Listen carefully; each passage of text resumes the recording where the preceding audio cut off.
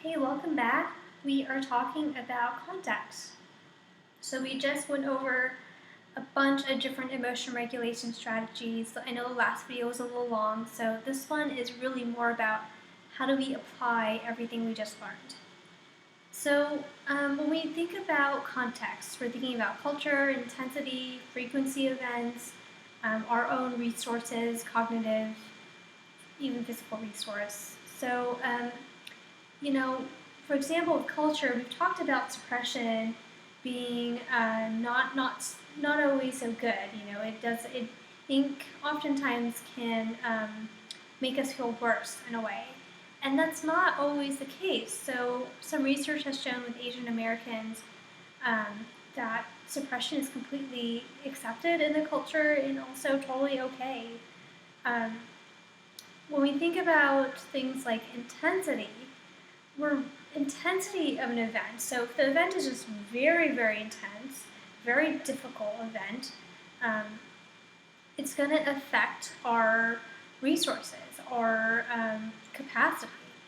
So if something is really high intensity, we're going to aim for those strategies that take less effort, like distraction and grounding. And if there's low intensity or we have more resources, we can engage in reappraisal. We're also going to talk about this a little more in detail because sometimes, if it's a really intense situation, we might start somewhere that's less effortful and move to something that is more effortful because now we have more resources. When we talk about frequency of events, we already talked about how things like acceptance and reappraisal often help because we're changing our understanding of the situation or our relationship to the situation versus something like distraction where we don't engage in it at all, and so every time we come across it, it's just going to be just as intense as the time before that. For building cognitive resources, again, really checking in on if are we low on our fuel? Are we sleeping well? Am I active? Do I have enough food? So when I have done crisis counseling, a lot of times, even if someone is calling me for counseling and they're saying, hey, I am feeling really upset, I'm feeling suicidal, that can be really scary, and we might want to jump immediately to, okay, like, let's jump into how you're feeling and all, etc., what's going on with you, but, and that's important, but also taking a step to say, when was the last time you slept? When was the last time you had something to eat? And let's start there, because a lot of times when we're unpacking really heavy things, if we don't have sleep or food or we're not taking care of our bodies, it's going to be pretty difficult. So this is again my pyramid here, and acceptance and reappraisal, they're at the top in terms of effort. They're really good, really wonderful skills to have, but with reappraisal, you have to really believe your reappraisal. It can't just be something you tell yourself and you don't actually believe it. So it takes effort to reappraise something in a very authentic way. Okay, so here's this little drawing about all these different foods, and so I want to think about another skill. I'm thinking about emotional flexibility as something that's really adaptive. So the way that I think about emotional flexibility is almost like a buffet. If I'm always eating avocado, that's all I eat, I'm probably not going to be doing very well. I'm probably going to want to eat, I might grab some of this and some of that and put it all together. And that's going to depend a lot on me, what works for me, what's happening in my day or my situation. And that's the same thing with these strategies. So we're going to use more than one strategy, and that's often the case. So when we talk about this in counseling or clinical setting. We might start with building that skill for the ones that take less effort, and really together in that counseling room, we are actually practicing doing the things that are more effortful. So I made this kind of flow chart type thing, hoping that it would be helpful for you. It took a surprisingly long time to create this. I'm very proud. But let's start up here. When I say, you're going to ask yourself a series of questions. So if you are limited with capacity, meaning, let me just pause and see where I'm at. Do I have enough capacity? Do I have enough internal resources? Did I get that sleep? Am I eating well? Am I active? And if the answer is no, I need to start there. Okay. I'm also checking in on intensity. So any of these things affect our capacity.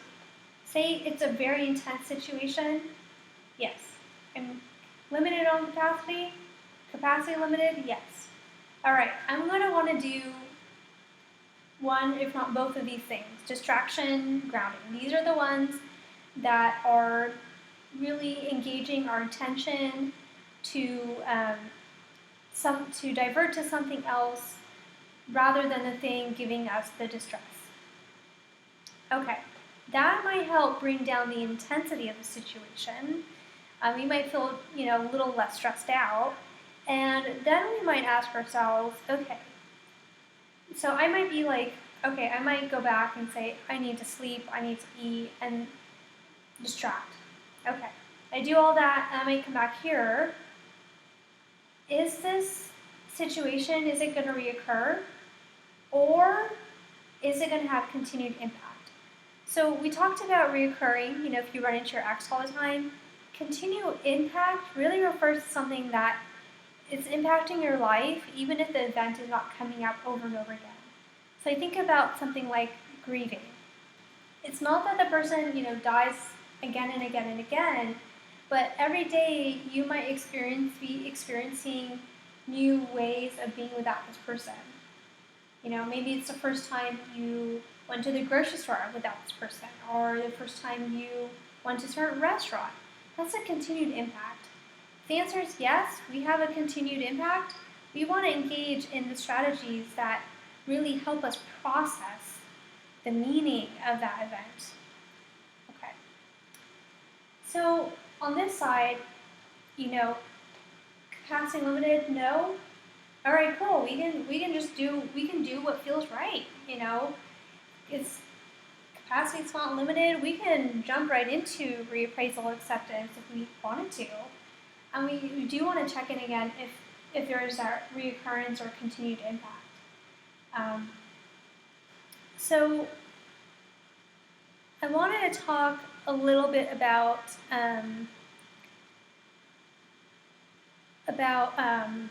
what's going on right now in our society.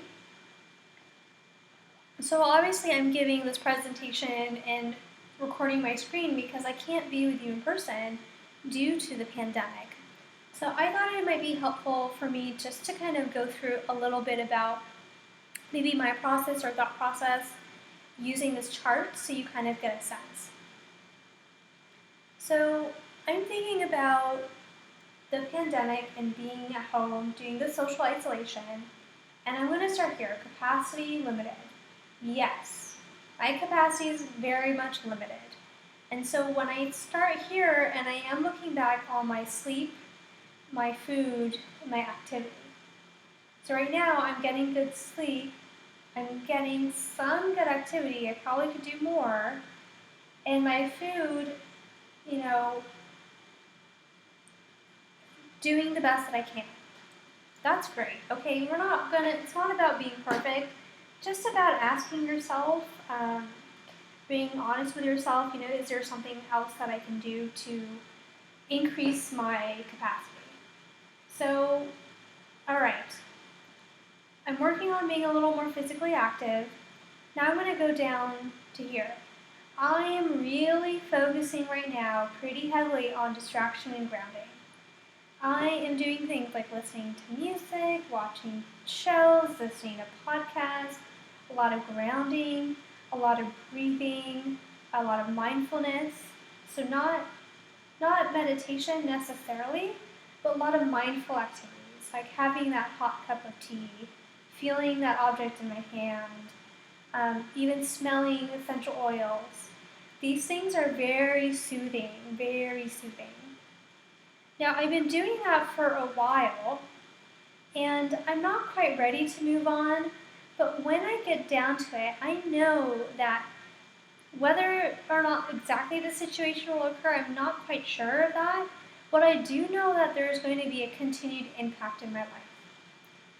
And so when I think about that continued impact, I really want to go to, again, that reappraisal and acceptance.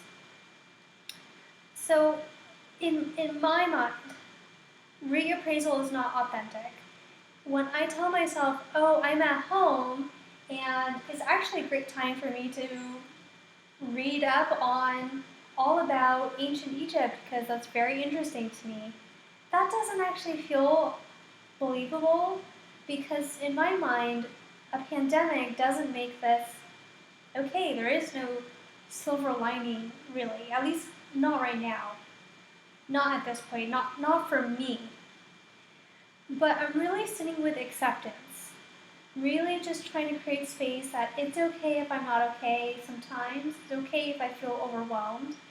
Really just sitting with holding space for whatever is going on and thinking about what is going on. And I'm only doing this when I have the capacity. I do want to say that we've talked a lot about ways to help, for you to help manage your emotions. I also want to take a minute to talk about social action.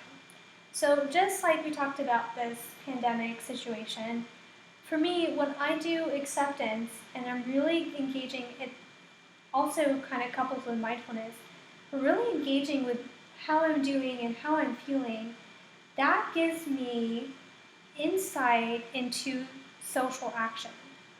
So I might take note of my thoughts and feelings and say, I want to do something about that. I want to do something on a community level. I want to do something on a societal level, a federal level, and I might take action that way. So we talked about all these different strategies, and I just also want to, highlight that not everything is possible to just manage our emotions around. Some things are just kind of very hard and very difficult, and acceptance and reappraisal can be wonderful tools. Grounding and distraction can be wonderful tools. And, is there a way we can take social action? I think it's also good to ask ourselves that question. All right, so that's the presentation, and we have some references here that we will share maybe over a PDF. But if, please feel free to revisit any of our slides, and also, if it's helpful for you to kind of sit with this and think this through, that's great. And also MiraCosta has counseling sessions available over Zoom and over the phone. So, as you are maybe using this information, applying it to your life, if you feel like there are things coming up, feel free to reach out. And thank you so much for letting me be a part of this, and wish you all the luck.